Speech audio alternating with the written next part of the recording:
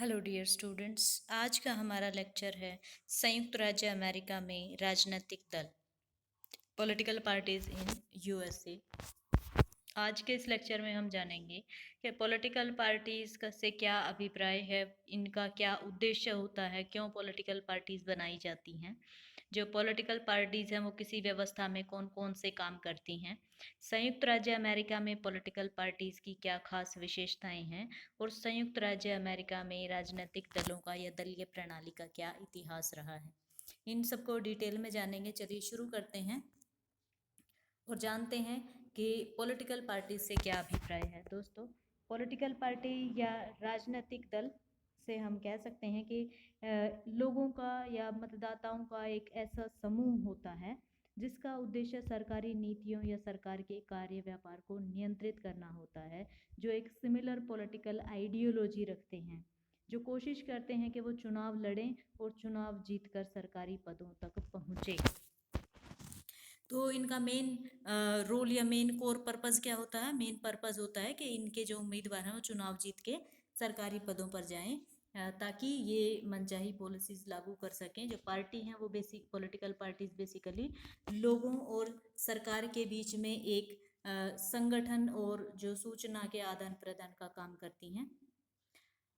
अगर हम किसी पॉलिटिकल पार्टी के कामों की बात करें तो कोई भी पॉलिटिकल पार्टी जो है वो बेसिकली 7 प्रकार के काम करती है।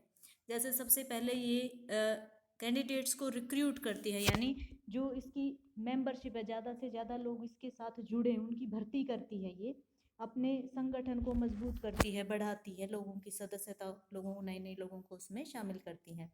दूसरा, ये कैंडिडेट्स को नॉमिनेट करती है, यानी अब उम्मीदवारों की घोषणा करती है जो चुनाव लड़ेंगे। तीसरा, ये वोटर्स को मोबिलाइज करती है, यानी ज़्यादा से ज़्यादा मतदाताओं को आकर्षित करने की कोशिश करती है ताकि उनके वोट प्राप्त कर सके। चौथा, ये चुनाव लड़ती है। पांचवा, चुनाव जीत करके ये सरकार बनाती हैं। इसके अलावा ये सारे देश में जो भी इकाइयां हैं या जो भी सरकारें हैं उन सरकारों के बीच में समन्वय का काम करती हैं। और सबसे बड़ी बात है कि ये एक जिम्मेदार, एक अकाउंटेबिलिटी वाली से स्थिति प्रदान करने की कोशिश करती हैं, शासन में उत्तरदायित्व को स्थापित करती हैं। अगर हम संयुक्त राज्य अमेरिका में राजनीतिक दलों की विशेषताओं की बात करें तो संयुक्त राज्य अमेरिका में बेसिकली दो द्विदलीय शासन व्यवस्था रही है, या दो पार्टियां मुख्यतः रही हैं। हम कह सकते हैं कि आप किसी भी समय की बात करो, जब संविधान बना था तब से लेके अगर प्रेजेंट टाइम तक की बात करें तो पिछले 200-250 सालों में जो ट्रेंड देखने को मिला है वो यही है कि हमेशा दो ही ऐसी मुख्य पार्टियां रही हैं जो एक दूसरे के बाद सत्ता में आती रही। किसी तीसरी चौथी पार्टी को वहां सत्ता में आने का मौका नहीं मिला, इसलिए वहाँ की जो दलीय व्यवस्था है उसे द्विदलीय व्यवस्था के नाम से जाना जाता है। इसके अलावा वहाँ के राजनीतिक दलों की जो राजनीतिक विचारधारा है वो एक तरीके से सेंट्रिस्ट है। वो एक बीच वाली विचारधारा रखते हैं, यानी वो एक्सट्रीमिस्ट नहीं है, ना तो वो केवल और केवल पूंजीवाद के पक्ष में है और ना ही वो केवल और केवल समाजवाद के पक्ष में है, ना वो फासीवादियों जैसी विचारधारा अपनाते हैं। तो कहीं ना कहीं इन दोनों के बीच में कहीं ना कहीं उनकी विचारधारा है।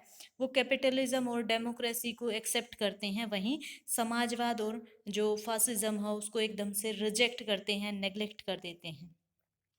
और इसके अलावा इसकी एक खास विशेषता ये भी है कि वहाँ पे पॉलिटिकल पार्टीज के बीच में जो मतभेद पाए जाते हैं वो मतभेद बिल्कुल ही नाम मात्र के हैं, क्योंकि ऐसा कहा जाता है कई बार कि वहाँ पे जो पॉलिटिकल पार्टी हैं वो शराब की दो बोतलों के समान हैं, जिन पर शराब तो सेम ही है जिनके अंदर, लेकिन उन पर लेबल अलग लगा दिए गए हैं। यानी मोस्टली इनमें गोल्स को लेके या पॉलिसीज को लेके वो क्या क्या काम करेंगे इनको लेके बहुत ज़्यादा मतभेद नहीं होता। मतभेद होता है कि वो ऐसे जो उद्देश्य उन्होंने निर्धारित किए हैं उन उद्देश्यों को वो लागू किस प्रकार से करेंगे। तो ये वहाँ के राजनीतिक दलों की कुछ खास विशेषताएं हैं। और एक विशेषता ये भी है कि ये एक्स्ट्रा कॉन्स्टिट्यूशनल है, वहाँ के संविधान में पॉलिटिकल पार्टीज़ का कोई जिक्र नहीं है। वहाँ पे स्पॉयल सिस्टम जो है वो पॉलिटिकल पार्टीज़ के द्वारा अपनाया जाता है। और जो पॉलिटिकल पार्टी के लीडर्स हैं वो जनरली हाई क्लास से संबंध रखते हैं, रिच या हाई सोशल स्टेटस से संबंध रखते हैं। तो ये थी संयुक्त राज्य अमेरिका में राजनीतिक दलों की कुछ विशेषताएं। आइए जानते हैं कि वहाँ पे ये जो द्विदलीय व्यवस्था की हमने बात की, ये किस प्रकार से शुरू हुई या इसका क्या इतिहास रहा है। तो संयुक्त राज्य अमेरिका में द्विदलीय पद्धति के इतिहास के बारे में जानते हैं।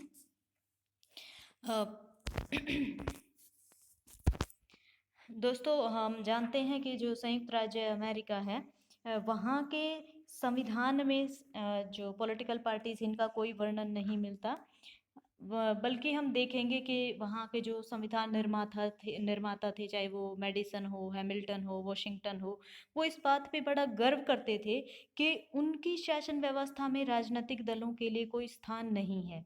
इवन जॉर्ज वॉशिंगटन का तो यहाँ तक कहना था कि जो दलबंदी है वो विद्वेष को जन्म देती है, वो शत्रुता को जन्म देती है।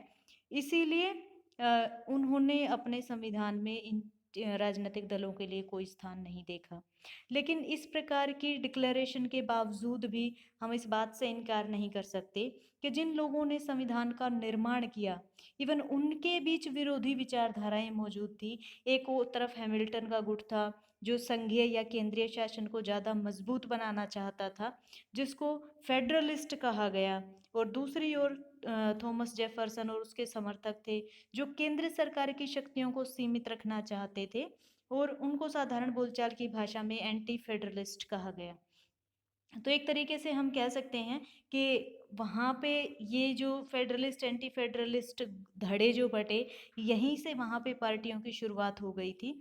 और फिर अमेरिका में जब दूसरा राष्ट्रपति जॉन एडम्स आए तो उनके शासनकाल में जो संघ विरोधी दल था, जो एंटी फेडरलिस्ट ग्रुप था, इसी का नाम चल करके आगे डेमोक्रेटिक रिपब्लिकन पार्टी बन गया। और फिर आगे ये पार्टी दो धड़ों में बटी, जिसको डेमोक्रेटिक पार्टी और विग पार्टी के नाम से जाना गया। और विग पार्टी ने 1854 में अपना नाम बदल करके रिपब्लिकन पार्टी रख लिया। तो इस प्रकार से वहाँ पे ये जो है वो व्यवस्था रही है। ये एक बार इनको अलग अलग करके देख लेते हैं और देखते हैं कि किस प्रकार से फेडरलिस्ट या डेमोक्रेटिक रिपब्लिकन। इसमें हम एंटी फेडरलिस्ट को डायरेक्ट डेमोक्रेटिक रिपब्लिकन से शुरू कर रहे हैं, क्योंकि हम जानते हैं कि एंटी फेडरलिस्ट ने ही अपना नाम जाके आगे ये रखा। तो जो फर्स्ट पार्टी सिस्टम था, उसमें हम देखते हैं कि जो फेडरलिस्ट व्यवस्था थी, जो फेडरलिस्ट थे उनका नेतृत्व अलेक्जेंडर हैमिल्टन और जॉन एडम्स ने किया, और ये एक स्ट्रॉन्ग सेंट्रल गवर्नमेंट के पक्ष में थे। इसलिए इनको संयुक्त राज्य अमेरिका में जो नॉर्थ ईस्टर्न स्टेट्स हैं, उन स्टेट्स का ज़्यादा समर्थन मिला। लेकिन जो डेमोक्रेटिक रिपब्लिकन पार्टी थी, डेमोक्रेटिक रिपब्लिकन पार्टी को थॉमस जेफरसन और जेम्स मेडिसन ने लीड किया, और ये एक वीक सेंट्रल फेडरल गवर्नमेंट चाहते थे। इसलिए इसको जो साउथ और वेस्टर्न स्टेट्स हैं, इन स्टेट का ज़्यादा समर्थन मिला। तो शुरुआत में जो हम देखेंगे तो जो फेडरलिस्ट और जो एंटी फेडरलिस्ट थे या जो डेमोक्रेटिक एंड रिपब्लिकन थे, वो बेशक से राज्य सरकारों को ज़्यादा शक्तिशाली बनाने के पक्ष में थे। लेकिन जब तक वाशिंगटन राष्ट्रपति रहे तब तक इन दोनों दलों के बीच में बहुत स्पष्ट भेद देखने को हमें नहीं मिला। इसका मेन कारण ये था कि एक तो जो वाशिंगटन थे वो बहुत ज़्यादा लोकप्रिय थे, दूसरे उन्होंने अपने मंत्रिमंडल में दोनों दलों के नेताओं यानी हैमिल्टन और जेफरसन को स्थान दे करके एक दूसरे का उनको खुल्लम खुल्ला विरोध करने से रोके रखा। लेकिन 1800 तक आते आते दोनों दलों में जो मतभेद थे वो स्पष्ट दिखने लगे, और उस वर्ष जो फेडरलिस्ट विरोधी दल था उसने अपना नाम रिपब्लिकन पार्टी रख लिया था, और जो उस दल के नेता थे वो जेफरसन थे। तो इस प्रकार से वहाँ पे जो पार्टियों के नाम बदले, और आगे चल के हम देखेंगे कि जो डेमोक्रेटिक और विग पार्टी अस्तित्व में आई, और फिर देखेंगे कि जो डेमोक्रेटिक पार्टी थी वो किस प्रकार से एंड्रयू जैक्सन के द्वारा उसका नेतृत्व किया गया। और ये जो पार्टी थी वो वोटर्स को मोबिलाइज करने में लगी रही। इसने कन्वेंशनल सिस्टम को के आधार पे जो पार्टी नॉमिनीज का सिलेक्शन किया। लेकिन जो विग पार्टी थी उसके जो नेता थे वो हेनरी क्ले थे। और किस प्रकार से इसने जो नॉर्दर्न इंडस्ट्रियलिस्ट स्टेट थे, यानी जो रिच स्टेट थे साउथ में और नॉर्थ में, उनको अपना एक तरीके से टारगेट बनाया। और क्योंकि इस समय यूएस में स्लेवरी थी, तो स्लेवरी के ऊपर ये जो थे अपनी क्लियर स्टेटमेंट देने से बचते रहे। हालांकि हम जानते हैं कि धीरे धीरे इस दौरान पे 1828 से 1856 के बीच में वहाँ पे वोटिंग राइट्स को एक्सपेंड किया गया। और हर 21 साल के मेल को, ध्यान देना है यहाँ फीमेल नहीं है, केवल मेल्स को जो 21 साल की आयु पूरी कर चुके थे सबको वोटिंग राइट दे दिया गया था। इसलिए इन्होंने कोशिश की है ज़्यादा से ज़्यादा अपना वोटर बेस बढ़ा सकें। 1860 से 1892 के बीच में फिर से हमें दो पार्टियां देखने को मिली, एक डेमोक्रेट और दूसरी रिपब्लिकन। जो डेमोक्रेट थी वो साउथ की तरफ से थी, यानी साउदर्न स्टेट्स उसको ज़्यादा सपोर्ट करते थे। और बेसिकली ये जो थे, ये स्लेवरी के इश्यू पर ये दोनों पार्टियां बटी हुई थी मिड 50s तक। जो इसके बाद रिपब्लिकन पार्टी जो थी, जिसके नेता अब्राहम लिंकन थे, ये 1860 में जीते और इन्होंने क्लियर कट स्टेटमेंट दी कि जब ये सत्ता में आएंगे तो ये जो दास्ता है, जो स्लेवरी है, उसको ख़त्म कर देंगे। और इन्होंने ऐसा किया भी। इसके बाद हम देखेंगे कि 1896 के बाद एक दूसरी पार्टी, यानी यहाँ पे जो पार्टी थी डेमोक्रेट रिपब्लिक, ये आगे चलती गई। और किस प्रकार से इनके नेता बदल गए। नेता बदलने के बाद जो था, इन्होंने अपनी अपनी थोड़ी पॉलिसीज़ में भी चेंज किए, क्योंकि जो रिपब्लिकन थी वो डेमोक्रेट्स को लगातार वहाँ की इकोनॉमिक प्रॉब्लम्स के लिए ब्लेम करती आ रही थी कि जो डेमोक्रेट्स हैं वो सही आर्थिक नीतियाँ नहीं अपना रही हैं। इसलिए आगे चलकर जो रिपब्लिकन थे, इन्होंने अपर और मिडिल क्लास की तरफ से मूव करना शुरू किया। और जो डेमोक्रेट्स थे, इन्होंने, क्योंकि इनके ऊपर रिपब्लिकन पार्टी बार बार गलत आर्थिक नीतियों का आरोप लगा रही थी, तो 1929 में जो महामंदी आई, उस महामंदी से निकलने के लिए रूजवेल्ट ने एक नई पॉलिसी लागू की डेमोक्रेट पार्टी की तरफ से। ये न्यू डील पॉलिसी के नाम से आपने सुना होगा। और ऐसा इसलिए किया गया क्योंकि 1929 में जो आर्थिक महामंदी आई, जो ग्रेट डिप्रेशन आया, उससे बेरोजगारी दर थी वो, उसमें 25% का इजाफा हुआ। इसलिए लोगों की जो ज़्यादा डिमांड थी वो थी कि उनको जॉब दी जाए और बोल्ड फेडरल एक्शन हो, यानी जो संघीय सरकार है वो कोई सख्त कदम उठाए ताकि इस चीज़ को लागू कराया जा सके। इसलिए ये जो दो पार्टियां थी, इन पार्टियों में फिर से एक बार शिफ्ट देखने को मिला। और जो पुअर वर्किंग क्लास थी, जो ट्रेड यूनियंस थी, वो डेमोक्रेट्स के साथ जुड़ गई क्योंकि इन्होंने न्यू डील कार्यक्रम चलाया था। और जो अपर मिडिल क्लास थी, जो वेल्दी सेक्शन था देश का, वो रिपब्लिकन्स के साथ चला गया। इसीलिए हमने देखा कि ये इसी प्रकार से आज भी इन यहाँ पे वोटर्स का पोलराइजेशन पाया जाता है। और डेमोक्रेटिक और रिपब्लिकन, यही दो दल आज भी वहाँ पर पाए जाते हैं।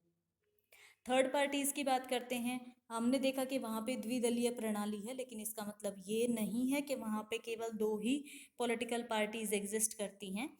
वहाँ पे इन पार्टी के अलावा और दूसरी पार्टियों का अस्तित्व भी है, लेकिन वो बहुत छोटी पार्टी हैं। वो केवल मुश्किल से कोई चुनाव जीत पाती हैं। और हालांकि वो जो है उनका चुनाव पे थोड़ा बहुत प्रभाव रहता है, लेकिन जनरली वो फेल होती हैं सत्ता में आने से। और फेल क्यों होती हैं?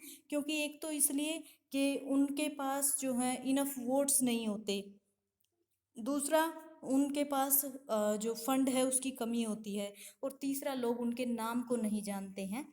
तो क्योंकि लोग उनको जानते ही नहीं है तो उनको वोट कैसे डालेंगे। तो इस तरीके से इनका जो वोटर बेस है वो काफ़ी छोटा है, जो उनको सत्ता में पहुंचने में मदद नहीं करता है।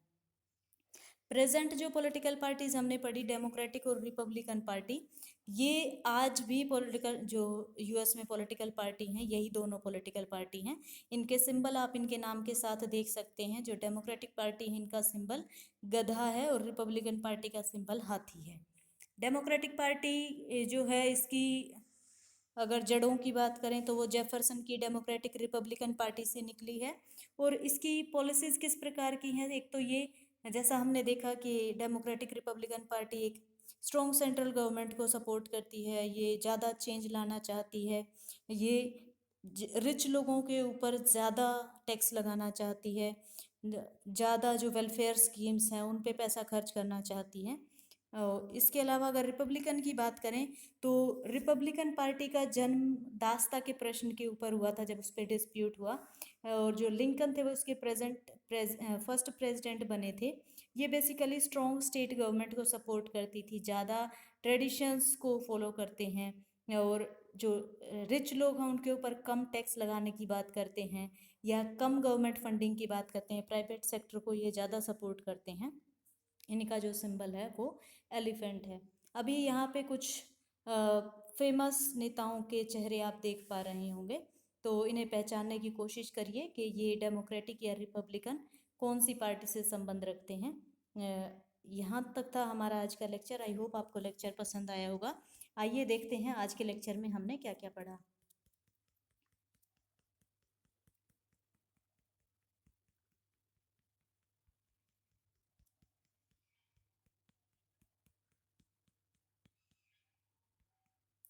आज के लेक्चर में सबसे पहले हमने जाना कि पॉलिटिकल पार्टीज़ क्या होती हैं, पॉलिटिकल पार्टी का मुख्य उद्देश्य क्या होता है। फिर हमने जाना कि किसी भी देश में पॉलिटिकल पार्टीज़ कौन कौन से मुख्य काम करती हैं, राजनीतिक दलों की जो मुख्य विशेषताएं हैं वो अमेरिका के कॉन्टेक्स्ट में क्या क्या हैं। फिर हमने संयुक्त राज्य अमेरिका में द्विदलीय पद्धति या जो दलीय प्रणाली है उसके इतिहास को जाना और देखा कि किस प्रकार से वहाँ पे संविधान में इसके लिए किसी प्रकार का प्रोविज़न ना होने के बावजूद भी फेडरलिस्ट और एंटी फेडरलिस्ट जो शुरू में दो धड़े बटे उनके आधार पर वहाँ पे द्विदलीय प्रणाली का उदय हुआ, और किस प्रकार से टाइम टू टाइम इनके नाम और काम जो हैं वो बदलते रहे। फिलहाल वहाँ पर हमने देखा दो पार्टियां हैं, जिनमें एक का नाम डेमोक्रेटिक पार्टी और दूसरे का रिपब्लिकन पार्टी है। फिर हमने देखा कि वहाँ पे कुछ छोटी मोटी और पार्टियां भी हैं, और क्यों उन पार्टियों को मुख्य धारा में शामिल नहीं माना जाता है, क्यों इनको थर्ड पार्टी या माइनर पार्टी माना जाता है, क्यों ये इलेक्शन नहीं लड़वाती, इसके बारे में जाना। फिर हमने जो मेजर पॉलिटिकल पार्टीज़ हैं उनको एक बार कंपेयर करके देखा कि डेमोक्रेटिक और रिपब्लिकन पार्टी में क्या अंतर है, इनके इलेक्शन सिंबल्स क्या क्या हैं। और फाइनली हमने इसके कुछ जो फेमस चेहरे हैं इनको देखा। तो ये था हमारा आज का लेक्चर। नमस्कार।